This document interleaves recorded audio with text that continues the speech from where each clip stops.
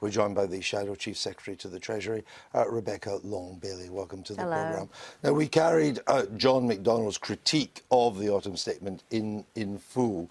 So let me ask you a bit about Labour's position. Do you want to balance the books? Certainly, and we would have liked to have seen more certainty from the Chancellor today. He's obviously abandoned George Osborne's surplus rule, which we thought was inachievable, but he hasn't really given us a date in terms of bringing the deficit down. But when would you balance the books? Well, we've got a fiscal credibility rule where we'd bring it down on a 5-year rolling period, but we'd also separate. The way George Osborne used to couple capital expenditure with public spending, we would separate that, so you would never have to borrow in terms of public spending. That would come out of your tax receipts, and that's responsible to do that.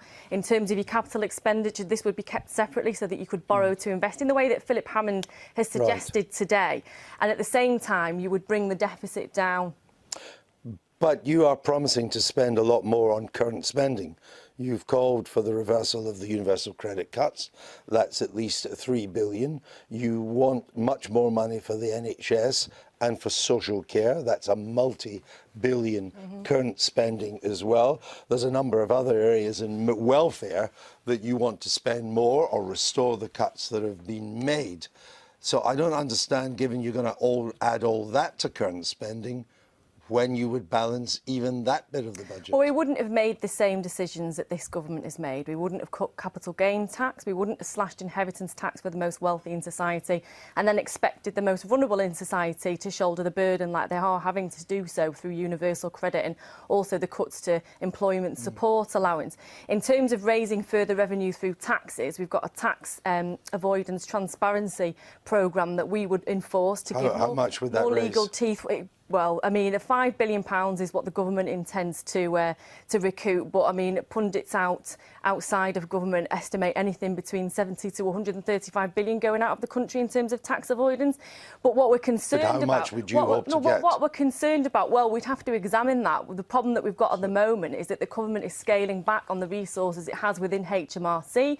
It's cutting the number of offices it's got. It's cutting the number of employees in each department. So in order to try and get an accurate vision of how much money we're actually losing per year, the government doesn't even have those resources itself, so we would make sure that HMRC was adequately resourced. Now, the third point in terms of increasing your tax revenue is ensuring that we get our productivity levels up.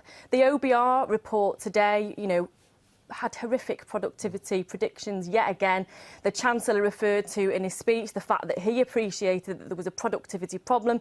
So something isn't going well for this government. They're not investing in industry, they're not investing in infrastructure, and they're not creating the high-paid, high-skilled jobs of the future that would result in future tax returns for the government. Why do you want to balance the books? Because it's fiscally responsible to do so. You can't expect to pluck money from the money tree. It's responsible for the government to invest in the future, but at the same time you should never have to borrow for your public spending. That should come through your tax. Well, what other government does it? Pardon? What other government does balance the books around the Western world? Well, there are a number of fiscal positions taken by other governments around the world. It's difficult to pinpoint particular governments who have a 0% deficit. I think it's Germany is one. Well, they've had a long-term industrial strategy, and I think as I look at Italy, I look at Italy, France, Spain, the United States. They're not planning to balance the books.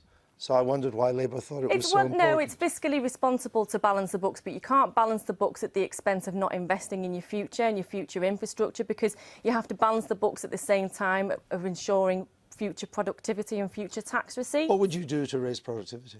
Well, we'd invest in infrastructure on a larger scale than the Chancellor's put forward today. What he said today is certainly welcome. Some of it's a repeat of what his predecessor had put forward. That's a long term. It takes a long time for infrastructure investment, A, to happen, and B, to have an impact on productivity. Well, no, I think there's... So what would you do to raise it in the first couple of years? There's a large number, Andrew, of shovel-ready projects in the infrastructure pipeline, and we didn't hear mention of many of those today. What ones are they? Well, I mean, I've got a massively long list that I can email across to you. Well, you know, we've got HS2 that doesn't seem to be progressing very fast. There's electrification of the Midlands main line, which has been halted time and time again. Well, we've got a vast number of them, and they're available on the government website. But give me a shovel-ready. Take a look at them. I understand the website's full of infrastructure projects, and I perfectly take Labour's point that a lot of them haven't been implemented. But give me an infrastructure project that is shovel-ready. Well, Swansea Tidal Lagoon is something that the government has been pushing that would take for. years to plan. That hasn't even got planning permission yet. Well, I think if you look on the government website, Andrew, you can see a long list of the shovel-ready projects if you're so interested to do so. No, what I see on the point is this. There are a list what I see on the government website. For the government what I see on the government today. website is a long list of infrastructure projects. What I don't see is shovel-ready. I'll give you an example, get you to react. HS2 was approved 8 years ago, so it was hardly shovel-ready. In fact, the diggers turned up last week to begin part of the building in Bucks. They didn't have the right local authority permits. They'll be sent away and they won't be allowed back to sometime in the new year. It's not shovel ready. I appreciate there are a number of local issues on particular projects and those need to be addressed as quickly as possible, but there are a number of projects that if the Chancellor did a bit of further investigation on, he would find that they were shovel ready. And again, if you look at the government website, there is a long list of those available. You were the one that but I do appreciate that, as you said, there are some that are affected by local considerations. But the point is that the Chancellor hasn't even touched the sides in what we need to secure further productivity increases in this country. And it's not just talking about shovel-ready projects, it's about investing in skills and education. We've seen horrific cuts to education over the last few years. We are not skilling our workforce up for the future. We are not delivering the long-term prosperity this country needs.